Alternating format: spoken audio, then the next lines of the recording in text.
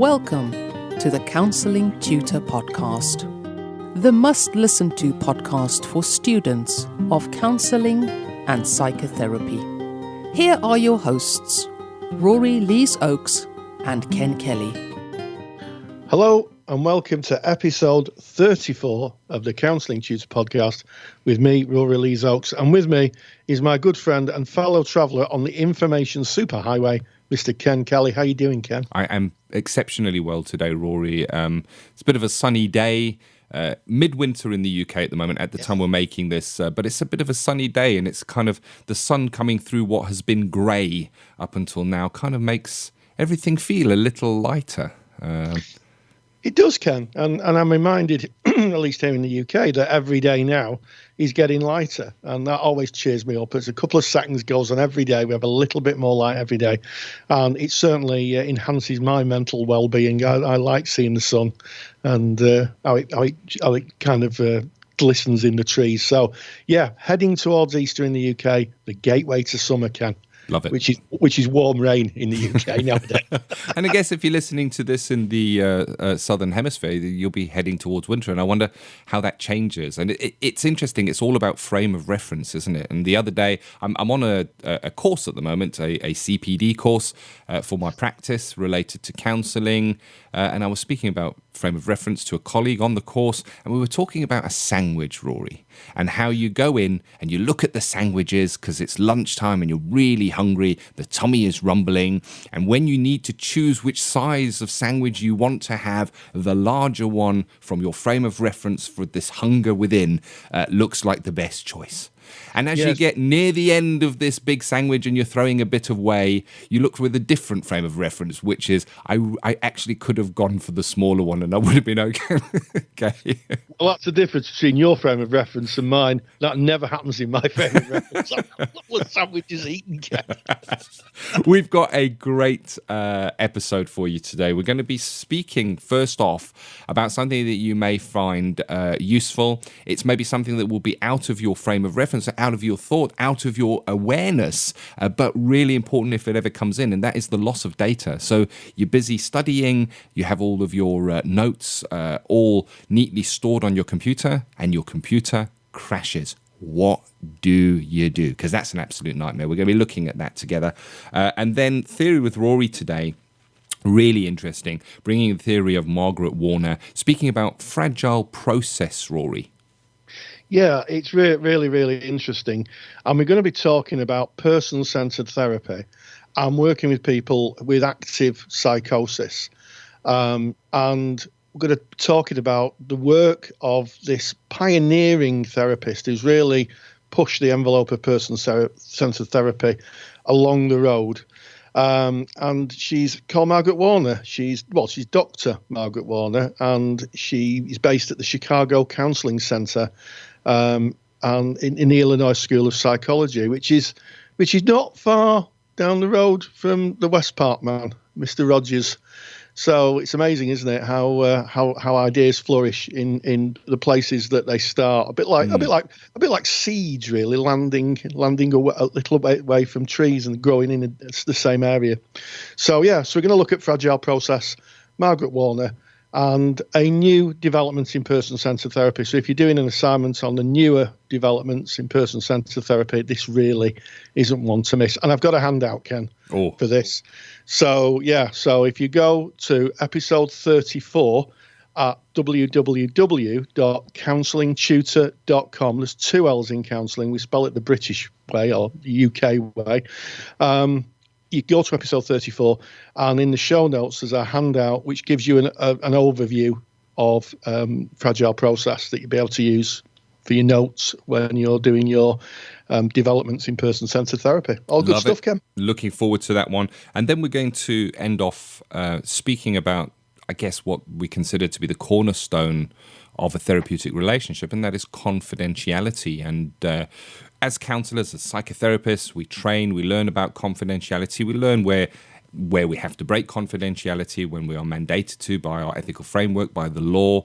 However, there are times when we can inadvertently break confidentiality, where it kind of slips out when we're not maybe thinking that we're leaking somebody else's information. We're going to be speaking about that and how easy that can happen and how we can guard ourselves within our practice. But starting off with the nightmare topic, really, you started by saying that introducing me as your colleague on the superhighway of information. And these days, we tend to store our information electronically. We might keep our notes from class on our from our studies on a laptop, on a tablet, electronically. And what happens if the file gets corrupt? What happens if you lose a hard drive? And it does happen. It has happened. What's your thoughts around that, Rory? Well, what the audience don't know is before we recorded this podcast, Ken went into the folder of the last podcast to discover that he thought that he hadn't placed the audio file in it. And because of what we do and because, of the checks and balances we have to do, Ken makes numerous backups and it was recovered and all was good in the world. But not every person has the amount of equipment and the technology that we have. So through the years, I've had students who've been in tears. They've saved a file and their computer's crashed. Or they've saved a file and when they print it out, it's in hieroglyphics because it's a different file format. Or that it's just got lost, it's got corrupted. And, this topic's driven by someone who's put a picture in our Facebook feed. So if you search Facebook and Counselling Tutor, we have a little community of people. Well, it's not little, it's 4,500 people now. Pop in there. And you can join like-minded people. But in there is a picture of a computer screen with Microsoft Word on it with file not found. Underneath is a story of someone saying, I've 2,800 words gone. And it's really interesting because when I was a lecturer in counselling, I was invited by Google to visit one of their educational centres, which was a pop-up tent in a sports pavilion in Wigan. So I lived the high life. They didn't invite me to California, Ken, sadly. But when I went, one of the things they were promoting was Google Docs, and it's free. Yeah. It's free. And the wonderful thing about it is you make your assignment and you close your browser down and the thing saves it as long as you've got an internet connection. And it's the way forward. I know a lot of schools now are using Google Classroom for that reason, so information can't get lost. And I'd recommend you have a look at it. It's slightly different to Microsoft Word, but it's absolutely free, absolutely free. And if you're a student and, it's not cheap doing counselling courses. If you're thinking I've got to spend £100 buying a word processing document or $100 now that the pound has got equal parity with it. Tell me about it. Or 10,000 euros or whatever. It is well worth looking at Google Docs, and I know a lot of tutors are using Google Docs. And the only thing is, it's a bit of a leap of faith. You write your assignment, and then you shut the browser down like you would if you were on the internet, and you don't press the save button. It just saves automatically for you, but it is fantastic. And here's the thing, Ken. This is what I like about it. If you've got yourself a Gmail account, you can automatically email your document to anybody else or share it or collaborate with it. In fact, we use it in the CSR, our online library, for books. So there's a document in the library and all I do is externally of the library just add reading books in, and it updates the document. So Google Documents, have a look at it. If you're using Google Chrome, which is a browser, if you go into the little dots on the right-hand side on the top, there's like little dots. You open it up and it's got the equivalent of PowerPoint, Word, Excel, loads of stuff for free. And, as long as you've got an internet connection, you're never going to lose your documents. Fantastic. So that what you've spoke about there, Rory, is what's called cloud-based servers, where your documents are not stored on your computer or your hard drive. They are remotely stored. And it's really handy. And there is an alternative to Google Docs, and it's called Dropbox. And Dropbox is also free for a limited amount of space, more than enough space to store notes and study documents on, certainly. And if you need more space than that, then you can buy their premium upgrade. So it's kind of, they'll say, oh, need more space? Click here to buy more space.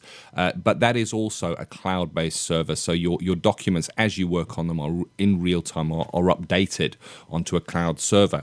So that is to do with your studies. Oh, and then, of course, there are also little software programs and backups programs that you can buy that run on your computer itself. So one that I can highly recommend is called Crash Plan. So it's crash, which is not a happy word, but I guess losing your data is not a happy plan. Really inexpensive. I use it, and what Crash Plan does is, for a very small monthly fee, in fact, I think they may even have a free version of that as well, worth going and having a look at for a very, very small monthly fee. It backs up the whole of your computer and stores it remotely. So any file that you inadvertently delete, because that's another way to lose it, you misname a file, delete it, and then it's gone and you can't find it. You can restore anything. So if your computer crashes or you inadvertently delete something. So that is one consideration. And I guess it goes further in thinking about what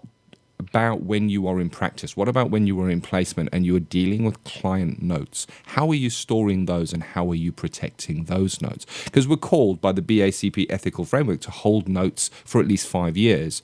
So if something was to happen, and those notes were called for by a court order, and you had a crash within that time on your computer, how might that look? So it is a consideration, isn't it, to how we back up our documents. And I certainly have, looking in front of me now, 1, 2, 3, 4 external hard drives, Rory, all password protected for various different jobs that they do. And I make sure that I keep a backup of absolutely everything. And I have Crash Plan running, and I use Mac, which runs something called Time Machine. So even my backups have got backups. But it's definitely worth considering. It is. And the other thing is you can use an old Cold War trick that spies used to use in the Cold War. And that is to mail out your assignment to yourself. Spies during the Cold War, when Russia and the rest of the world were kind of at odds with each other, would post documents in the postal system, so they didn't carry them on them, and then they would go and pick them up at the post office, so that the postal system actually had them. And one of the really easy ways of protecting your documents is when you save it. If you've got the saved document, just email it to yourself. Because if you've got an email like Hotmail or Google Mail or Yahoo or all those kind of things, they store them on the cloud. Really simple. Just email it to yourself. And even if you don't, and even if, here's the thing, Ken, even if you don't send it, you save it as a draft, you're still saving it externally. I like it. I really do. And one thing I just wanted to end on in this, because I spoke about all my multiple external hard drives, and I get it that when generally, I don't know if I can speak generally, many people, let me rather say, are not tech orientated and computer orientated that maybe study counselling and psychotherapy. I'm sure many are. But when I'm speaking about external hard drive, all I'm speaking about is some way of backing up your data that is not based on your computer. So if your computer is lost or stolen or broken or bursts into flames or gets a virus, that the information is safely stored externally. And it's so cheap today. I went into a store over Christmas because I was buying a gift for my daughter, and she got a new phone, and I bought 128 gigabytes, which is more space than you will need for 10 years of study if you're just saving documents, for around £30. And Rory, it was smaller than the size of a postage stamp. Oh, I know, Ken. The technology's moved on. But one further thing, when technology fails, the pen drive gives up or the hard drive gives up, don't throw them away. One of the things is that the data, even if it's corrupt, the data is still there, and smart tech folks can get in there, use programs. I have them myself, not that I'm a smart tech folk, but it is a recovery program like Ken uses, and you can recover the data. And a few years ago, a national newspaper went down the local tip. This really is dredging the bottom of the barrel, Ken. I mean, a reporter running around in a skip. And they salvaged about 10 old computers, and they removed the hard drives that people had left in. And guess what? They could access all the data. So if I ever get rid of a computer, I take out the hard drive and I store it in my loft. And if my pen drive gives up the ghost, it goes in a little bag which gets stored in the loft. If it's got any confidential information on. Hold that thought, because I tell you why. We're going to be talking about confidentiality after we visit Theory with Rory, and that just ties in so well. Because if your notes were in that tip and they were accessible, wow. So I'm just going back to when I studied counselling. I remember I was on a person-centred course, and I remember realising that there were certain groups that were not ideal fit for person-centered counselling, and that would be somebody that maybe had psychological issues. So that and it was not an ideal fit, and that is how it was. But there has been future developments in person-centered counselling, and that's what you're going to be talking about today. You're going to be speaking about the work of Dr. Margaret Warner and fragile process. Yeah, absolutely, Ken. When we talk about mental health problems, I mean, I guess that anybody who presents to a counsellor in the general sphere of things has a mental health issue. It's about the health of our mental well-being. But what we're talking about is presentations that would typically be dealt with by medication, maybe a doctor, medical model presentations. And I'm loath to say that, to be honest with you, because I think suffering, it shouldn't really be categorised. But things like psychosis, where people are disassociated, their reality is completely different for a short time or a period of time from others, and we're talking about schizophrenia, psychosis, which is on the same scale, bipolar disorders, which again is on the same scale, and people with multiple personality disorders, where they exist in two different places in terms of who they are. And traditionally, that was a medical model. It was worked with in medication and certain forms of therapy. And indeed, Rogers himself did some work at Wisconsin with what he called a psych project, which was short for psychosis. It wasn't that successful from what I've read, but Margaret Warner has developed this idea, and it's called fragile process. And I'm going to be talking about this idea in person-centered therapy. It's not one, I have to be really clear here, it's not one you could practice without a lot of training. So you couldn't be a person-centered therapist, hear my broadcast and go, oh, I think I'll try that. I think it needs a lot of training and a lot of thought. But it certainly is a new development in person-centered therapy. And also it decategorises and pathologizes some mental health issues. It sees people as human. And when I worked in mental health as a support worker, the psychiatrist would sometimes say, what's wrong with you? Not how did this happen? And I think that is a big difference between medical model and the therapy model. We work with the process of where people have got to. You've certainly piqued my interest. Without any further ado, It is Theory with Rory. Counselling Theory with Rory Lees Oakes. Before I start this Theory with Rory section, please be aware that some of the broadcast contains narratives regarding the impact of sexual abuse on children.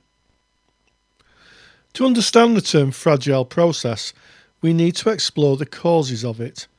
Dr. Margaret Warner, a Chicago-based psychotherapist, proposes that children who are abused in the first 7 years of life may disassociate the experience as a coping mechanism. In other words, unable to physically escape the abuser, children develop a hiding place in their mind which they can escape to. She cites one client who found that staring at the dots on the wallpaper helped her separate herself from the terror and anguish of being abused by her father. Some clients describe out-of-body experiences, such as watching events from the ceiling. Warner believes the reason for this is that children are highly susceptible to hypnosis, and during stressful or terrifying events and lacking more complex ways of coping, they sometimes find disassociation as a solution. In cases like this, the self-concept literally cracks like a broken mirror, forming two or more personalities. This level of fracture can lead to voice hearing, altered visions of reality, and odd body sensations. Warner gives an example of an adult client who stated, "I didn't come to this session. The child part brought me." Sometimes the client may switch to a differing personality, which the client has little control. In the case of the client I just described, it could mean that one personality trusts and feels safe with the therapist, while the other personality doesn't. Warner proposes that a continued lack of empathy shown to a child will leave them having a very fragile process of experiencing emotion, which could be overwhelming or frightening. Warner states that clients who experience fragile process find difficulty in controlling the intensity and focus of their experience. This may include the following difficulties: holding on to the experience, regulating the intensity of it, naming what the experience is, and talking about the experience. So how is working with fragile process different to working in other areas of therapy? Therapists working with clients who have a fragile process empathise with and give positive regard to all the differing voices that exist in the client's lived world and multi-directional partiality. Certain physical aspects of the counsellor-client relationship may need special attention for the client to be able to stay within their process.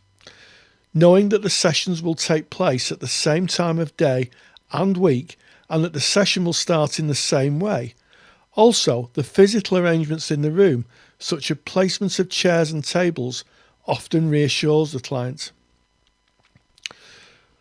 Even small changes that in usual circumstances are insignificant can damage the client's ability to engage therapeutically. For example, meeting in a different room or meeting at a different time may be experienced by the client as terminally destroying the therapeutic alliance without certainty that it can be restored.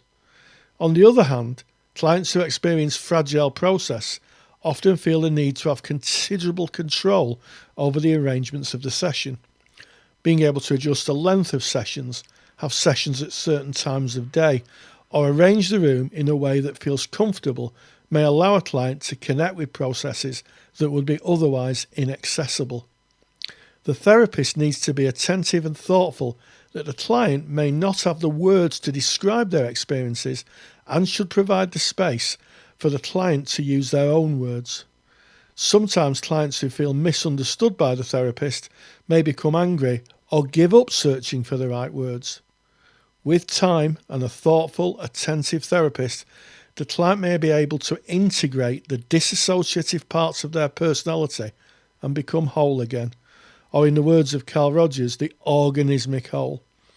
Perhaps one of the greatest achievements of Margaret Warner and this new direction in the person-centred approach is that she challenges the medical model of psychosis and how it is treated. Rory, thank you so much for that. Interesting as always. And I like how it just echoes what Carl Rogers said. It's about working at the client's pace and that each client will be presenting differently and really being mindful for where they're at, working fragilely, I guess, and gently with the client at a time and a pace that really suits for them. And of course, you cannot listen to that without wanting to download the associated handout. And to get that, you go to counsellingtutor.com, click on the podcast tab, and you just go to episode 34 and you can get Rory's download that free of charge. You just pop in your email address and we'll send it to you of that episode. Thank you, Rory.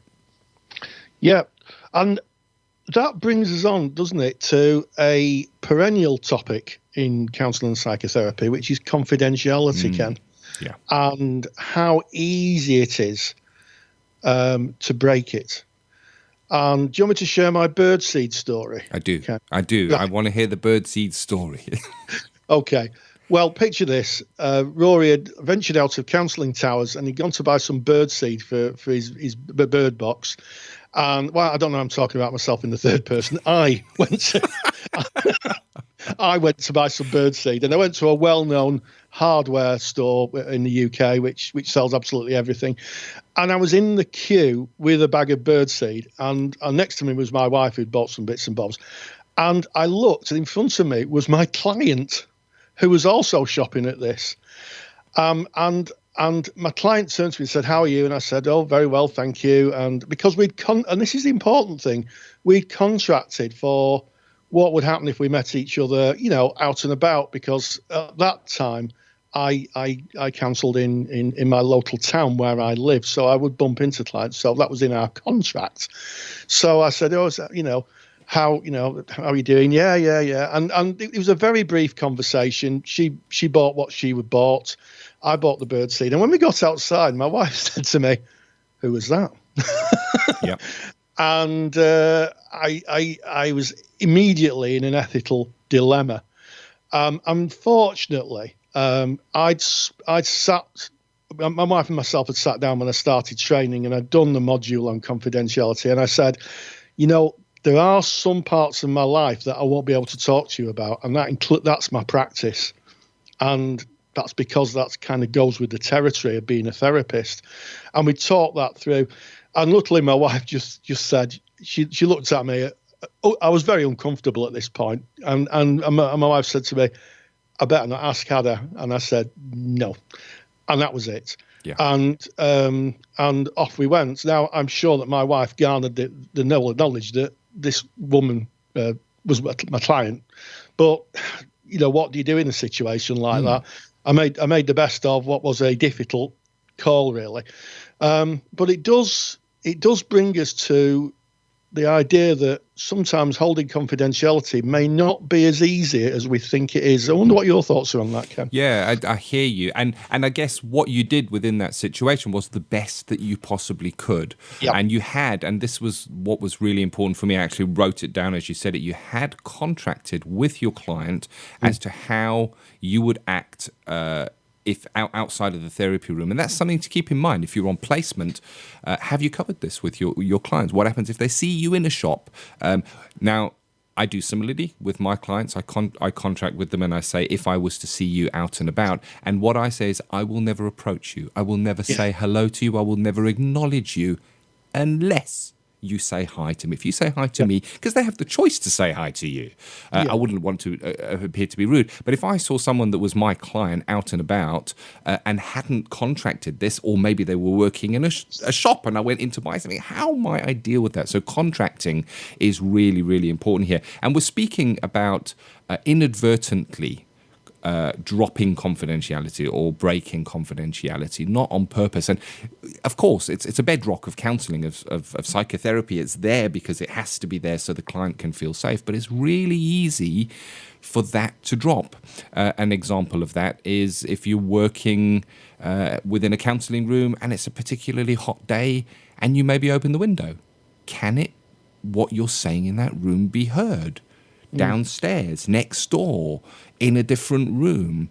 Is confidentiality being broken without your knowledge? And it's your responsibility to make sure that that is a safe environment. And I know I practice from my home, and I have a first floor counselling room. And when I sit in my counselling room, if my window is open, I can hear people talking, walking past. I can't hear exactly what they're saying. So I did an experiment. And I got my daughter and my wife to sit in my room where I counsel and have a chat. And I went downstairs and I stood and I strained my ears to have a good listen to see if I could hear them. And I couldn't. However, I decided that if I was working with a client and the window was slightly open and they believed they could hear somebody talking, walking past, then maybe they would feel unsafe that their material could potentially. So just based on that, I work with my window closed and make sure that the room is well ventilated before a client comes in. So it's around those, and I'll share my story like your birdseed story. I remember working with a client, and we were coming to the end of our session, and we were coming to the end of our time together. It was our last counselling session together, so we weren't in deep material. We were kind of recapping on what had happened in our process. And I remember the client looking over my right shoulder with kind of a puzzled look. And I didn't really want to make too much of it because a client can be thinking or processing, but I was looking at this and it seemed out of place for this client. And I eventually kind of looked over my shoulder, and there at the window on the first floor was a man cleaning the window with a big ladder that I hadn't heard. He'd obviously come along and put his ladder up, and he was standing there polishing the window, and this client was staring right into his face, and he was staring right into her face, and it was a very awkward moment. The client found it very funny and had a good laugh about it, but it was definitely something that I needed to consider. And what had happened, I knew when the window cleaners came, but they'd missed their regular day because it had snowed, and they'd just decided to come on another day. So I had the opportunity to speak after the fact with the window cleaner and say, do not come on such a days, because I practice on those days. But great lesson learnt, and potentially confidentiality could have been broken there without me knowing, without me planning to. By mistake. Yeah, absolutely, Ken. And I think that, we don't want to get too. We need to have due care and attention, and be professional. But as you've heard in those two examples, the birdseed and the man with the chamois leather, or woman with the chamois leather, I don't know. No, it was a man. It was a man with the chamois leather. Man with the chamois leather. Yes. Is that. There's some things that are literally out of our control. But as I always used to say to my students, we hope for the best and we plan for the worst. And by having that conversation with my wife, by having that contract in place, as Ken does, that limits the impact of it. And it's a defence. You can put a clear. If someone were to complain, you would have a defensible process that you could call on, a cogent defence, I think my learned friends call it. So there we go. And that brings us really to the end of this episode of the Counselling Tutor Podcast. We've come to the end of it, and as always, it's a real pleasure talking to our audience out there. We have a huge amount of downloads now, Ken, don't we? How many people download our podcast on a regular basis? Tens and tens of thousands. I think it was just over 100,000 the last time I looked. So, and that's only on our what are we at, 34th episode? So it's and we get reviews from you, which we so appreciate. If you have a moment or two, pop onto iTunes, give us a review. We love reviews. We really appreciate them. It makes it feel so worthwhile. Not that it doesn't feel worthwhile anyway, because we get emails and we know that you hopefully get something out of listening to this. What an episode. So we start off with looking at how you protect the information that you store on your computer, leading us right into that, considering confidentiality with what is on your computer as well. We closed off speaking about confidentiality and how it can be inadvertently broken, and how we need to watch for that and just be mindful as reflective practitioners. And of course, in the middle of that sandwich was fantastic theory with Rory, looking at fragile process, one of the more contemporary developments in the person-centered approach from, of course, Dr. Margaret Warner. Great episode. So that brings this episode to a close. So no matter where in the world you're listening to us, if you're listening in the plains of Arkansas, in the middle of the square in Russia, or indeed in sunny Manchester, stay grounded and stay safe. Take care. Thank you for listening to the Counselling Tutor Podcast. Find the show notes for this episode on our website at www.counsellingtutor.com.